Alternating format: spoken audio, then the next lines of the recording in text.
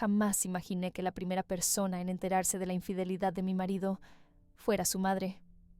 Y lo peor no fue eso.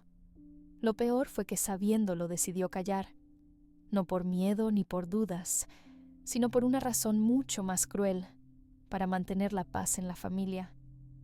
Como si la paz de una familia se construyera sobre la mentira y el sufrimiento de una mujer. Yo tenía 30 años cuando me casé con Iker.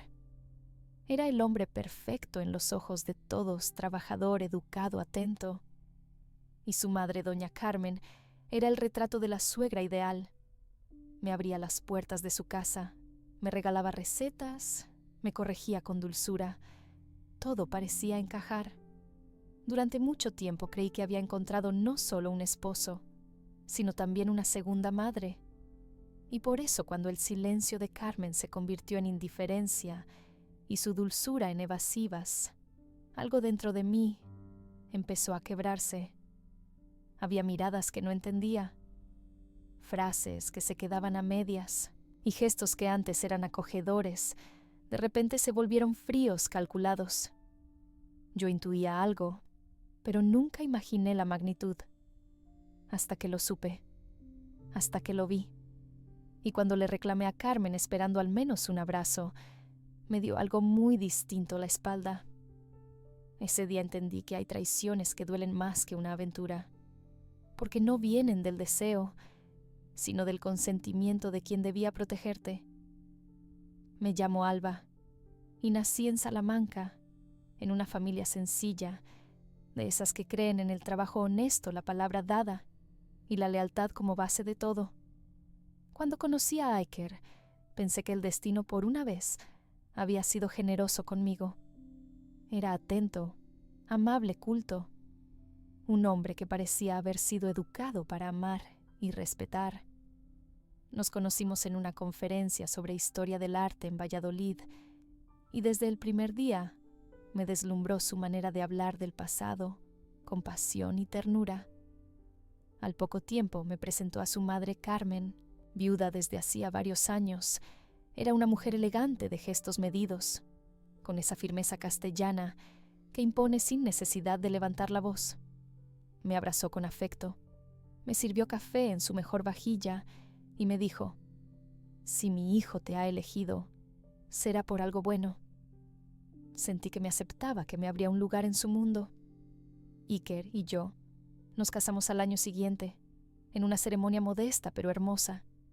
Y Carmen estuvo allí de negro sobrio y sonrisa contenida, colocándome el velo, como si yo fuera su propia hija. Durante los primeros meses, su presencia fue constante, pero no invasiva. Nos visitaba con tuppers, llenos de croquetas y lentejas. Me preguntaba si necesitaba ayuda con las tareas de la casa y compartía conmigo consejos sobre cómo llevar bien a un hombre sin dejar de ser una mujer digna. Yo, que no tenía madre, me aferré a su calidez como a un salvavidas. Con Iker, al principio todo era armonía. Trabajaba como profesor de instituto, llegaba a casa con flores pequeñas, pero significativas, y siempre tenía una historia graciosa que contarme. Nos reíamos, compartíamos cenas simples con velas, y soñábamos con tener un hijo, aunque sabíamos que no era el momento. Éramos en apariencia una pareja modelo, pero con el tiempo comenzaron los cambios, sutiles al principio. Iker ya no me esperaba con una copa de vino. Las cenas se hacían en silencio. Se encerraba más en el despacho y pasaba largas horas frente al ordenador o con el móvil. Yo trataba de justificarlo. Será el estrés del trabajo. Está cansado. Quizás necesita espacio. Nunca pensé en otra mujer. No con él. Carmen también empezó a cambiar. Sus visitas se hicieron menos frecuentes y cuando venía parecía más distante. Dejaba caer comentarios en voz baja como: «Los hombres son hombres, hija. No se puede cambiar su naturaleza». O «Lo importante es no perder la estabilidad del hogar». Yo no entendía el porqué de esas frases. Estaba insinuando algo. Sabía algo que yo no. Un día, mientras preparábamos juntas empanadillas, le pregunté directamente: ¿está todo bien con Iker? Lo noto raro. Tú también lo notas, ¿verdad? Carmen bajó la mirada. Por un instante vi un titubeo, una grieta, pero se recompuso enseguida. No hagas caso, Alba. Estás demasiado sensible. A veces, cuando se está casada, una ve fantasmas donde no los hay. Tú concéntrate en cuidar tu hogar, en ser paciente. Eso es lo que sostiene un matrimonio. Me sentí regañada como una niña ingenua que ha dicho algo fuera de lugar. Callé, y me odié por hacerlo.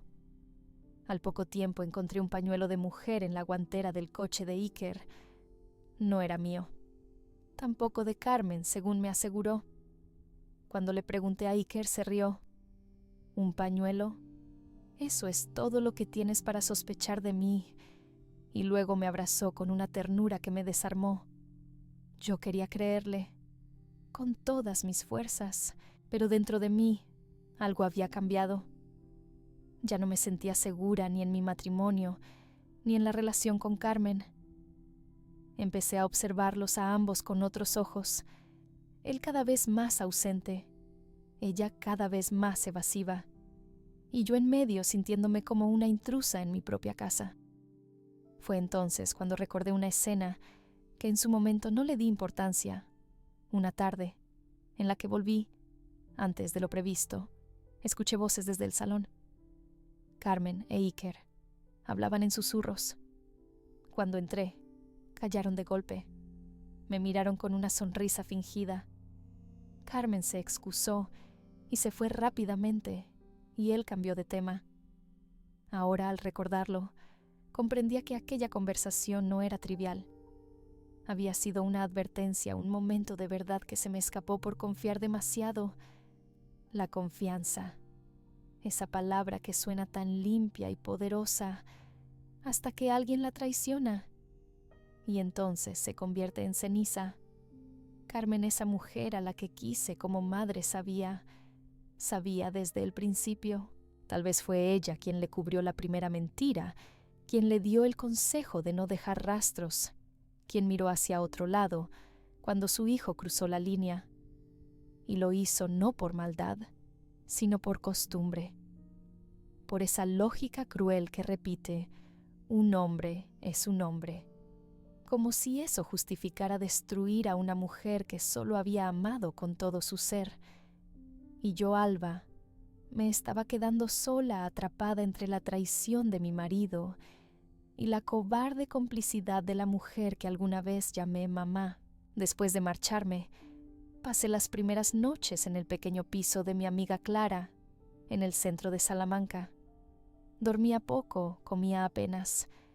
Me pasaba las horas mirando al techo, con la mente atrapada en una sola pregunta: ¿cómo pude vivir tanto tiempo engañada por dos personas a quienes más quería Clara?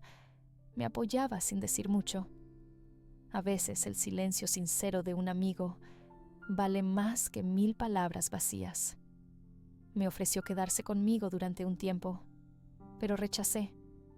Necesitaba mi propio espacio, reconstruirme desde el polvo, sin testigos de mis ruinas. Alquilé un estudio pequeño con paredes blancas y frías, pero con una ventana enorme por donde entraba la luz de las mañanas. Por primera vez en mucho tiempo, sentí que respiraba aire, que no olía a mentira. Mientras tanto, en la otra parte de la ciudad, Iker y Carmen intentaban recomponer la historia. Su historia, la versión oficial que contarían a los demás. Me enteré de que habían organizado una reunión familiar en casa de Carmen. Según lo que supe por una prima de Iker, querían explicar lo sucedido y presentar oficialmente a la nueva pareja de Iker. Sí, Iker había decidido legitimar a su amante. Y Carmen, ¿cómo no estaba ayudando con los preparativos? Preparaban una cena, velas, copas de vino caro, música de fondo, como si todo aquello fuera una historia de amor y no un escándalo mal disfrazado. Cuando lo supe, algo dentro de mí se rompió de nuevo. No era celos, era indignación, rabia, la certeza de que pretendían sepultar mi existencia como si hubiera sido una molestia pasajera, una mancha que ahora se podía limpiar con elegancia. Y no, yo no iba a permitirlo. Decidí ir, no a gritar, no a montar un escándalo, solo a estar presente, a mirarlos a los ojos mientras intentaban reescribir la historia sin mí. Aquella noche me vestí de negro, no por luto, sino por respeto a mí misma. Entré sin avisar. La puerta estaba entreabierta y las voces se escuchaban desde el pasillo, risitas copas tintineando palabras suaves como cuchillos. Cuando crucé la puerta, el silencio fue inmediato. Carmen me miró primero. Su rostro se tensó, pero no dijo nada. Iker palideció, y junto a él, una mujer joven de cabello liso y sonrisa insegura me observaba como quien no sabe si está soñando o a punto de ser juzgada. Caminé hasta el centro del salón, miré a todos los presentes, algunos familiares, algunos amigos, y dije: no vengo a hacer escándalos. Solo quiero decir algo. Nadie se atrevió a moverse. Durante años intenté ser una buena esposa y también una buena nuera. Respeté a esta familia, cuidé de este hogar y soporté cosas que nunca debí tolerar. Fui traicionada por mi marido, sí, pero más aún por su madre, que supo desde el principio lo que ocurría y eligió callar, no por miedo, sino por complicidad. Alguien dejó caer una copa. Carmen me miraba con una mezcla de ira y vergüenza. Hoy están aquí para celebrar una mentira, pero yo no soy la desaparecida de esta historia. No me han borrado. Yo estoy aquí, y mientras yo exista, tendrán que recordar lo que hicieron, no a mí, sino a la verdad. Di media vuelta y me fui dejando atrás un silencio que pesaba más que cualquier grito. Después de aquello, todo empezó a desmoronarse. La noticia de la doble vida de Iker se esparció por el entorno académico. Algunos alumnos empezaron a burlarse de él en redes sociales, publicando memes con frases como: el profesor que da clases de ética, pero no la aplica. Fue suspendido temporalmente por el instituto por comportamiento inapropiado que afecta a la imagen del centro. La joven con la que Iker me había engañado lo dejó semanas después. Dijo que no sabía en lo que se estaba metiendo, que no imaginaba que todo sería tan público. Lo abandonó con una nota pegada al espejo del baño. Carmen, por su parte, cayó en una especie de exilio social. Algunas amigas del barrio dejaron de visitarla. En el mercado ya no la saludaban con amabilidad. Y lo más cruel, fue señalada por otras mujeres mayores como la que educó a un infiel y protegió su traición. Pero el verdadero castigo no fue ese. Fue más lento, más íntimo. Carmen enfermó. Nada grave al principio, solo mareos, insomnio, una tos persistente, pero lo suficiente como para necesitar ayuda diaria. Y ahí se dio cuenta de que no tenía a nadie. Iker, hundido en su miseria, apenas pasaba por casa. Su otra hija, con quien mantenía una relación distante, vivía en Madrid y no quería saber nada. Y yo, por supuesto, ya no estaba. Un día me llamó, no para pedir perdón, sino para decirme que tenía miedo, que las noches eran largas, que no entendía cómo había llegado hasta ese punto, porque cuando callaste lo que sabías, le respondí: firmaste tu soledad. No colgó, no lloró, solo susurró: lo sé. El tiempo, dicen, pone a cada uno en su lugar, pero a veces lo hace con una crueldad que ni siquiera la justicia más estricta se atrevería a aplicar. Iker y Carmen aprendieron eso tarde, cuando ya nadie quería escuchar sus versiones. Tras aquella noche, sus vidas comenzaron a erosionarse lentamente, como una casa antigua con grietas invisibles que un día simplemente colapsa. Iker intentó recuperar su imagen profesional, pero el escándalo lo seguía como una sombra. En las entrevistas de trabajo, todos sonreían con cortesía, hasta que veían su nombre y lo relacionaban con la historia que había circulado por los pasillos del instituto, los grupos de WhatsApp de alumnos e incluso algunos medios locales que amaban el morbo disfrazado de ética pública. Ya no era el profesor admirado, era el hombre que humilló a su esposa y fue defendido por su madre. Perdió amigos, compañeros, respeto, y cuando su ex amante lo dejó, cayó en una espiral de soledad. Nadie lo consolaba, nadie lo defendía, porque incluso quienes lo conocían desde siempre sabían que esta vez el responsable no era otro que él. Carmen, por su parte, se encontró atrapada en una casa demasiado grande y demasiado silenciosa. Su enfermedad, aunque leve, requería compañía, pero ninguna de las vecinas a las que tanto cuidaba su reputación quiso estar cerca. Ya no la invitaban al rosario ni a las tardes de cartas. Se convirtió en una sombra, una mujer de voz suave y espalda recta, pero mirada caída. Intentó comunicarse con su hija en Madrid, pero la joven fue clara. Mamá, siempre pusiste a Iker por encima de todo, incluso por encima de lo correcto. Ahora no me pidas que yo lo olvide. Los días pasaban lentos para Carmen. Encendía la radio solo para oír una voz humana. Se sentaba junto a la ventana, esperando a que alguien pasara y la saludara. Pero no pasaba nadie. Un domingo, decidió llamarme otra vez. No con esperanza, ni con orgullo, solo con el cansancio de quien ya no espera ser perdonada, pero necesita ser escuchada. Alba, ¿puedo preguntarte algo? Dime. ¿Te duele aún? Me tomó por sorpresa. No esperaba esa pregunta. No le respondí. El dolor ya pasó. Lo que queda es lo que aprendí de él. ¿Y qué aprendiste? Que el silencio mata más que una mentira, porque destruye sin dejar huellas, porque convierte a las víctimas en invisibles. Hubo una pausa, larga, casi incómoda.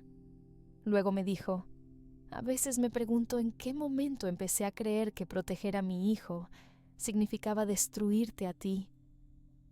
En el momento en que decidiste que la comodidad valía más que la verdad, le contesté.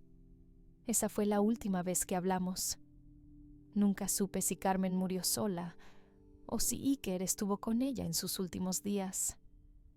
Pero supe que la casa se vendió meses después y que ninguno de los hijos la quiso habitar. Como si el eco de todo lo no dicho aún flotara entre esas paredes. Yo, en cambio, volví a vivir. No con rapidez, no con facilidad, pero con verdad. Aprendí a estar sola, a disfrutar de mis pasos sin miedo. Estudié, viajé, me reconstruí sin necesidad de venganzas, porque entendí que a veces el mayor castigo para los que te destruyen es verte renacer sin ellos. Años después, cuando ya nadie hablaba del escándalo, cuando los nombres habían dejado de ser susurros en pasillos ajenos, y cuando yo ya no soñaba con aquel salón lleno de mentiras, entendí algo fundamental. No hay traición más devastadora que la que viene envuelta en afecto. No me dolió que Iker me fuera infiel, al menos no de la forma que todos imaginan.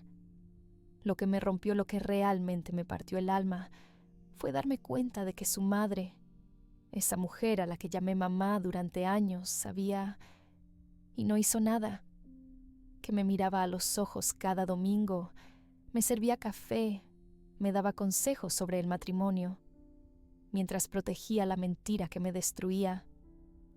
En nuestra cultura, muchas veces se idealiza la figura de la madre, se la pinta como sagrada, intocable, símbolo de sacrificio. Pero nadie habla de las madres que fallan, de las que por miedo, orgullo o costumbre educan a hijos que lastiman y luego los cubren con el manto de la impunidad. Carmen no fue malvada, pero fue cómplice, y esa complicidad mató la confianza que yo deposité no solo en ella, sino en toda una idea de familia. Hoy vivo en otra ciudad. Tengo un trabajo que me apasiona, amigos que no temen decir la verdad, y una vida tranquila. No me volví a casar. No porque no crea en el amor, sino porque aprendí que antes de amar a alguien, hay que aprender a amarse a una misma. Y eso lleva tiempo y coraje. A veces cuando paseo por la calle y veo a una pareja sonreír o a una suegra abrazar a su nuera, siento una punzada, no de envidia, sino de memoria, porque aunque he sanado nunca olvidaré. Y está bien, porque recordar también es protegerse. A quienes escuchen esta historia, les dejo solo una verdad.